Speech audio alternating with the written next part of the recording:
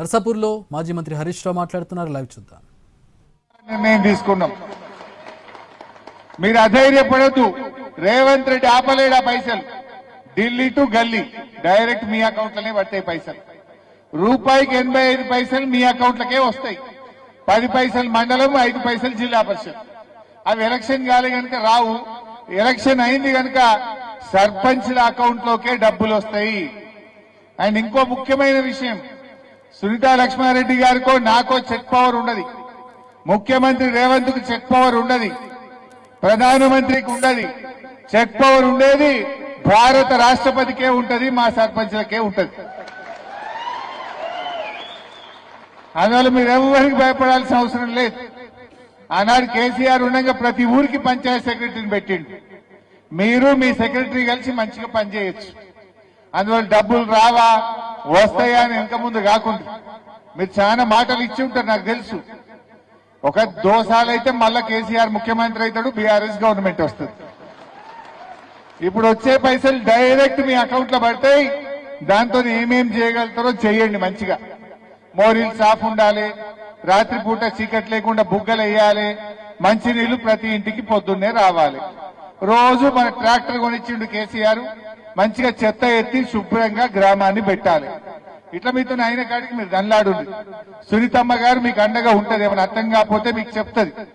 ఇంకేమైనా పెద్ద పనులు ఉన్నాయనుకో, దోసాల తర్వాత మళ్ళా కేసీఆర్ గారు మన బీఆర్ఎస్ ప్రభుత్వం వస్తుంది. ఇంకేమన్నా ఉన్నా కూడా అన్ని చేసి పెడతాం. ఎందుకు? మీరు 5 ఏళ్ల కోసం గెలిచింది కదా, 5 ఏళ్లు కదా. ఇప్పుడు ఈ కాంగ్రెస్ ఇక దోసాల కంటే ఎక్కువేం ఉండదు. దోసాల తర్వాత ఎప్పుడు ఎలక్షన్ వచ్చినా మళ్ళా గులాబీ జెండా ఎగురుతుంది, కేసీఆర్ గారు ముఖ్యమంత్రి అవుతాడు. అప్పుడు మంచిగా మీ పనులు ఇంకేమైనా మిగిలిపోయినాయి ఉంటా, నా బాధ్యత, సునీతమ్మ బాధ్యత, తప్పకుండా వాటిని మీకు చేపిస్తాం. ఇంకేమైనా మిగిలిపోయినాయి ఉంటే ఎవడన్నా మిమ్మల్ని తిప్పలు పెట్టి రాసి పెట్టుకోండి. మన గవర్నమెంట్ వచ్చినాక మిత్తితో సహా అని చెల్లిద్దాం. ఏం భయపడకూడదు. ఎవరిని ఇచ్చిపెట్టేది లేదు ఈ తప్ప. సో ధైర్యంగా ఉండండి. మా ఓడిపోయిన వాళ్ళు ఉన్నారు, మీరు కూడా బాధపడద్దు. మొన్న నేను చూసింటి మా సిద్దిపేటల కొన్ని కాన్స్టిట్యున్సీలో చూసింటి. ఈ తాప ఎవరు గెలిచిందా బాగా అంటే పోయిన తాప ఓడిపోయిన వాళ్ళు ఈ తాప గెలిచింది. ఎక్కువ మంది పోయిన తాప ఓడిపోయిన వాళ్ళు ఈ తాప సర్పంచ్లు అయింది. అందువల్ల ఓడిపోయిన వాళ్ళు బాధపడకుండా మీకు భవిష్యత్తు ఉంటుంది. గెలిచిన వాళ్ళకు బాధ్యత ఉంటుంది.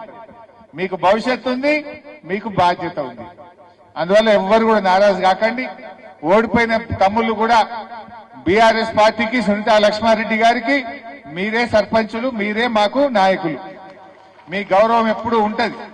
ఏ పనున్నా తప్పకుండా మీకు చేసి పెడితే సునీతమ్మ గారు చేస్తారు. మేమందరం కూడా మీకు అండగా ఉంటాం. సో ఈరోజు చాలా విషయాలు ఉన్నాయి. కాంగ్రెస్ ప్రభుత్వం వచ్చినాక ఏది కూడా సరిగా జరుగుతున్న పరిస్థితి లేదు. ఏం జరుగుతుంది మీకు తెలుసు కదా. ఏది చూసినా సగం సగం ఆగమాగం. ఇప్పుడు మొన్నటిదాకా రైతు బంధు 15,000 ఇస్తా అన్నాడు, ఇచ్చిండా? 2 పంటలు రైతు బంధు ఇచ్చిండు, 2 పంటలు ఎగ్గొట్టిండు. సగం ఇచ్చిండు, సగం ఎగ్గొట్టిండు. మధ్యలో ఒక వానకాలం ఎగ్గొట్టిండు. మొన్న యాసంగిలో 2 ఎకరాలకు ఇచ్చి మిగతా వాళ్ళందరికీ ఎగ్గొట్టిండు. అంటే రైతు బంధు సగం సగం. బోనస్ పోయిన వానకాలం ఇచ్చిండు, పోయిన యాసంగి ఎగ్గొట్టిండా లేదా? ఇప్పుడు దాని గురించి మాట్లాడతలేడుగా. ఇప్పుడు మళ్ళా వానకాలం ఇచ్చిండు, మళ్ళా యాసంగి ఎగ్గొడతాడు.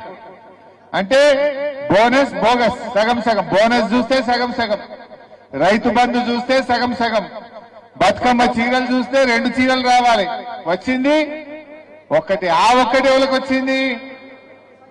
ఆ ఒక్కటి కూడా సంఘాల్లో ఉన్న